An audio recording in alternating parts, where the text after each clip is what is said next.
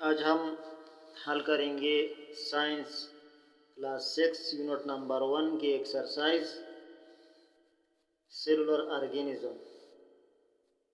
इसमें question number MCQs है। Choose the correct option. नीचे उन्होंने कुछ आंसर दिए हैं और उसकी सही और गलत दोनों किस्म की जवाब दिए हैं। सही जवाब का इंतखाब करें। Choose the correct option. सही ऑप्शन सही जवाब का इंतखाब करें। इसी तरह पेपर में भी आएगा। Number 1, which one of the following is absent in animal cells. नीचे इन्होंने 4 चीज़ों के नाम लिखे और कहते हैं कि इसमें कौन सा चीज़ जो है वो एनिमल सेल में नहीं होता। प्रोटीन, वाटर, साल्ट और सेलुलोज। इन चारों में कौन सा वो चीज़ है जो एनिमल सेल में नहीं होता, तो वो है सेलुलोज। इसी तरह question number 2, what is the main difference between a plant and an animal cell. Main difference जो है प्लांट और एनिमल सेल में क्या है, तो उन्होंने एक जवाब दिया है plant cell has a nucleus it is absent in animal cell. ये गलत है। Plant cell has a cell wall which is absent in the animal cell. ये सही जवाब है, करेक्ट जवाब ये है। और बाकी ये दोनों नीचे ये भी गलत है। Animal cell is a larger than the plant cell, ये भी गलत है। और plant cell has no chlorophyll, ये भी गलत है। ये सही आंसर इसका बी नंबर है। Plant cell has a cell wall which is absent in the animal cell, ये सही जवाब है इसका।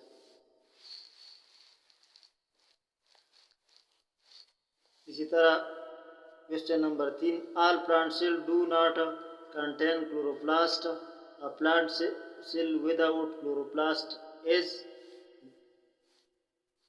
ये कहते हैं इस आंसर में कि पौधे की तमाम सेल जो है वो क्लोरोप्लास्ट, उनमें क्लोरोप्लास्ट नहीं होते। बाज़ सेल ऐसी भी होती है जिसमें क्लोरोप्लास्ट नहीं होते। वो कौन सी सेल होती है? एक नंबर में लिखे है ग्रीन स्टीम सेल, ये गलत है। लीफ सेल, पत्तों वाला सेल, ये भी गलत है। और सी नंबर उन्होंने लिखा है रूट हेयर सेल, तो ये सही है। रूट जो जड़ों वाला सेल होता है उसमें क्लोरोप्लास्ट नहीं होता। और डी नंबर बड सेल, ये भी गलत है। सही जवाब इसका सी नंबर है, root hair cell has no chloroplast, सही जवाब है। Which of the following organelles is responsible for carrying the genetic information inside the nucleus?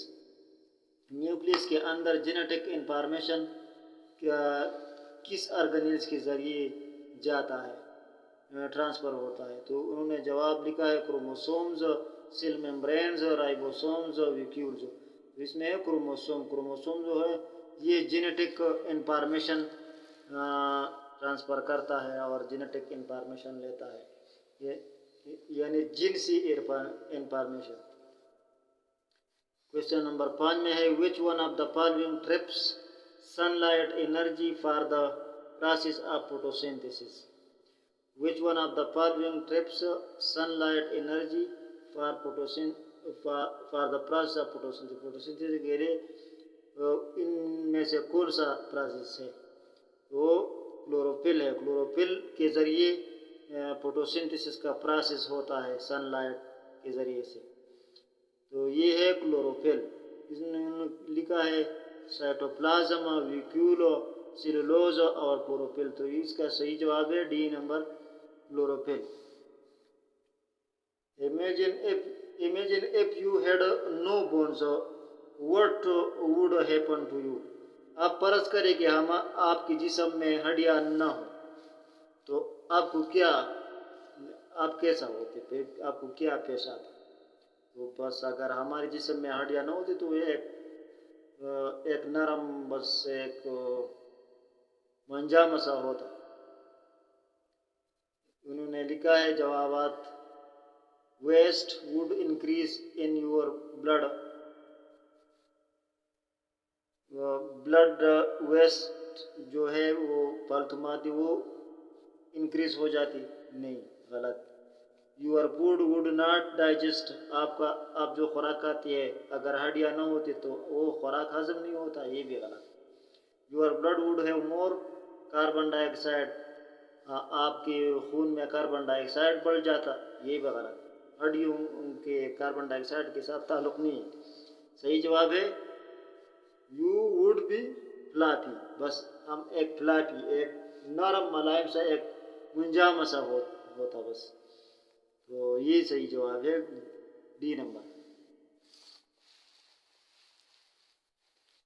इसी तरह 7 नंबर में है one of the following is the correct pathway of the organization, organisation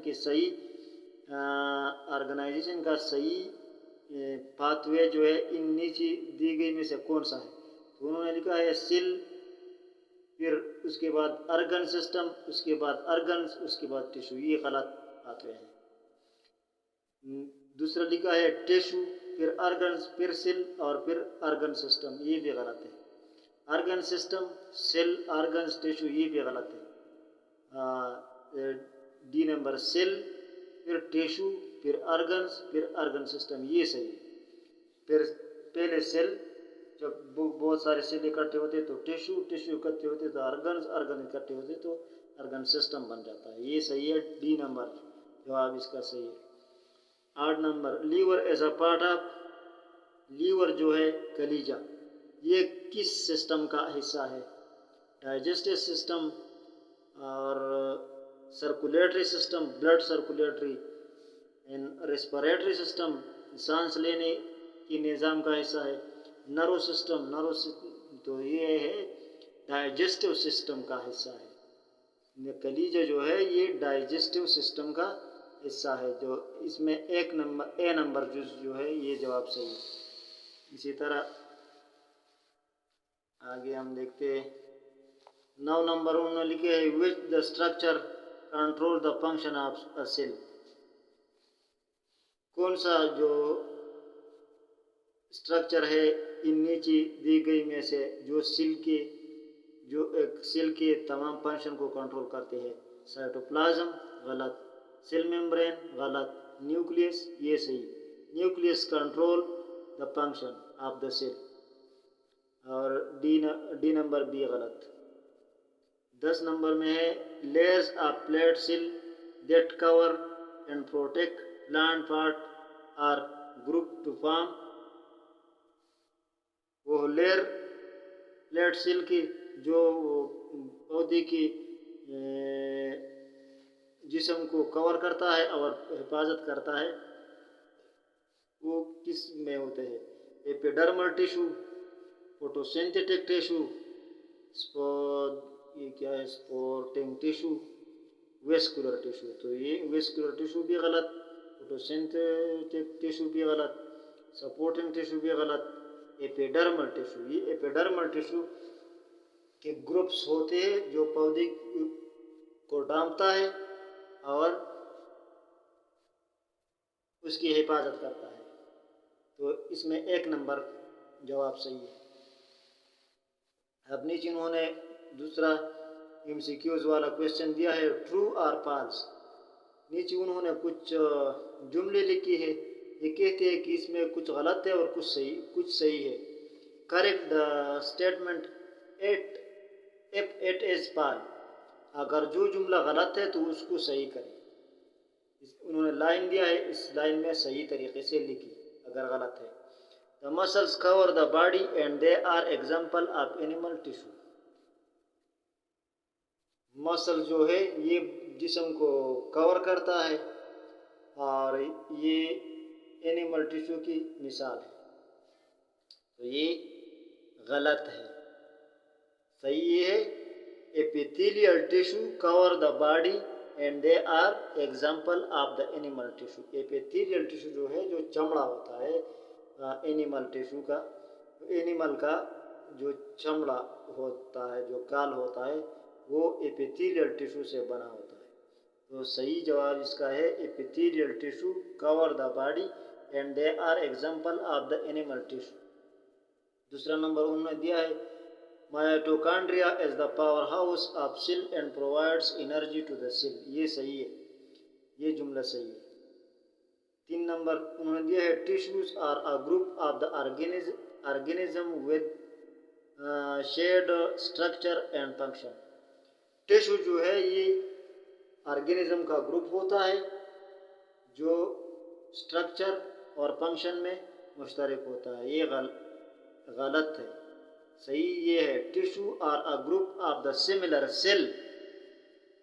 A group of organism नहीं, a group of similar cell with shared structure and function।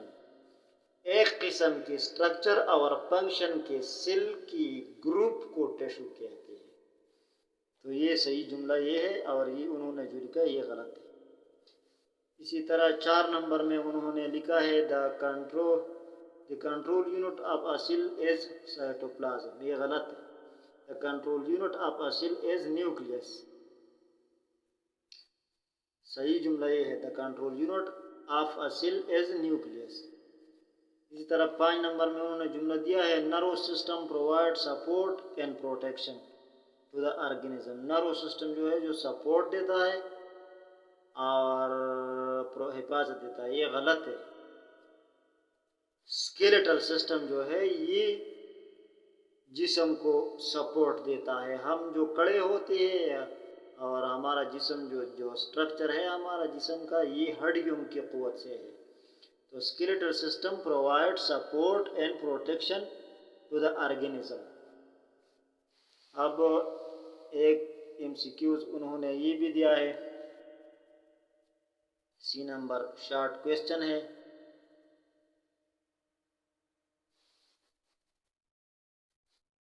ये short question है, उनके इसके शॉर्ट मुख्तसर सा जवाब मांगते हैं। What would happen to plant cell if it had no cell wall. अगर प्लांट सेल का सेल वॉल ना होता तो ये क्या होता? तो ये ऐसा होता कि नरम में अपने वजन से ये दब जाता बस। तो इसका जवाब है without cell wall the plant will collapse under its own weight. यानी ये अपने वजन से दब जाता। दो नंबर क्वेश्चन है how does a cell get water and nutrients. एक सेल जो है वो खुराक और पानी किस तरह हासिल करता है? तो खुराक और पानी ये सेल मेम्ब्रेन के ज़रिए से उससे पास होता है। The water moves across cell membrane by the diffusion in a process known as osmosis। इसको लेते हैं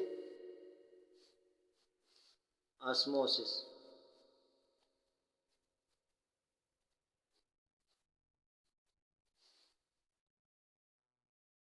सेल मेम्ब्रेन में खुराक जज़ब होता है और इसी तरह सेल के अंदर जाता है और इस अमल को ऑस्मोसिस कहते हैं।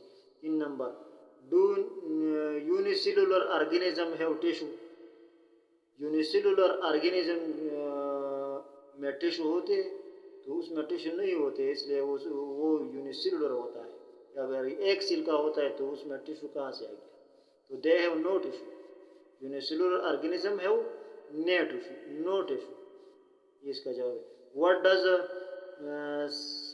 Specialisation of cell means. Cell means का स्पेशल जो है कारकर्दगी क्या है?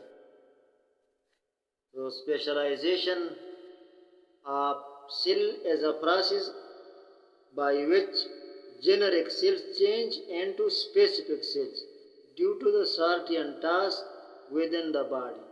एक मखसूस अमल के ज़रिए से वो जो है सेल जेनेरिक सेल चेंज होते हैं, तब्दील होते हैं इनटू स्पेसिफिक सेल में। तो इसको कहते हैं स्पेशलाइजेशन। इसका स्पेशलाइजेशन इस मीन से। स्पेशलाइजेशन किसको कहती है? जिसमें जेनेरिक सेल स्पेसिफिक सेल में तब्दील हो जाती है। Point number, why do plant cell need both chloroplast and mitochondria?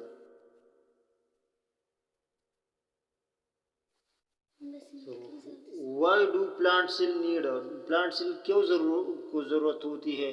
Both chloroplast and mitochondria. Mitochondria ये जो है ये सेल के लिए खुराक तैयार करते हैं और क्लोरोप्लास्ट जो है ये सारे पौधे के लिए खुराक तैयार करती है। तो इसका जवाब है plant cell need both chloroplast and mitochondria because they perform both function, photosynthesis and cellular respiration. Cellular respiration के लिए माइटोकॉन्ड्रिया की ज़रूरत होती है और फोटोसिंथेसिस के लिए क्लोरोप्लास्ट की ज़रूरत होती है। तो इन दोनों फंक्शन के लिए इन दोनों चीज़ों की पौधे को ज़रूरत होती है। और ये लॉन्ग क्वेश्चन है नीचे, ये लॉन्ग क्वेश्चन तो बहुत ज़्यादा टाइम लेगा। इस जगह पर ये ख़त्म होगी एक्सरसाइज। आगे कल इंशाल्लाह यूनिट नंबर 2 शुरू करेंगे।